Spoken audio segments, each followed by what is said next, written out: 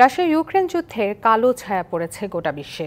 সেই যুদ্ধ বন্ধে চলছে নানা উদ্যোগ, তবে নিকট পরিণতি কি হবে এখনই বলা যাচ্ছে না। পরিস্থিতি যখন এমন টলটলায়মান, তখন যুদ্ধ বন্ধের পক্ষে দাঁড়ানো মার্কিন প্রেসিডেন্ট ডোনাল্ড ট্রাম্প ইউক্রেনের প্রেসিডেন্ট জেলেনস্কির সাথে জড়িয়ে পড়েছেন কথার যুদ্ধে। একের পর এক নাছোড় মন্তব্য কোণঠাসা করে ফেলেছেন সাবেক কৌতুক অভিনেতাকেও। পাল্টা জবাবও দিচ্ছেন জেলেনস্কি, আর এই কথার লড়াইয়ে লাইন লাইন থেকে জড়িয়ে যাচ্ছেন বিশ্ব নেতারাও। কথার যুদ্ধে জড়িয়ে পড়েছেন যুক্তরাষ্ট্রের প্রেসিডেন্ট ডোনাল্ড ট্রাম্প আর রাশিয়ার সঙ্গে যুদ্ধে থাকা ইউক্রেনের প্রেসিডেন্ট ভলোদিমির জেলেনস্কি। টানাপোড়েনের জল দ্রুতই গভীরে গড়াচ্ছে। জেলেনস্কি স্বৈরশাসক, রাশিয়ার সঙ্গে যুদ্ধে জড়ানোই ঠিক হয়নি বলে জানিয়েছেন ট্রাম্প। জেলেনস্কিকে কথার বাণে কোণঠাসা করে বুধবার ট্রাম্প বলেন, নির্বাচন ছাড়াই এক নায়ক হিসেবে দেশ চালাচ্ছেন সফল কৌতুক অভিনেতা জেলেনস্কি।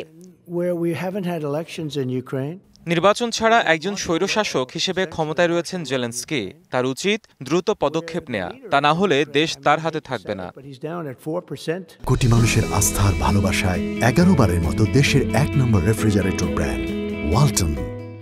মঙ্গলবার সৌদি আরবের রিয়াদে যুক্তরাষ্ট্র এবং রাশিয়ার কর্মকর্তাদের বৈঠকের পর ফ্লোরিডার পাম বিচে নিজের মালিকানাধীন মারে লাগো রিসোর্টে সংবাদ সম্মেলনে ট্রাম্প বলেন, জেলেনস্কি রাশিয়ার সাথে যুদ্ধ শুরু করেছেন এবং তার এটা করা উচিত হয়নি। এছাড়া তার জনপ্রিয়তা মাত্র 4% বলে উল্লেখ করেন ট্রাম্প। পরদিন বুধবার ট্রাম্পের বক্তব্যের জবাব দেন জেলেনস্কি।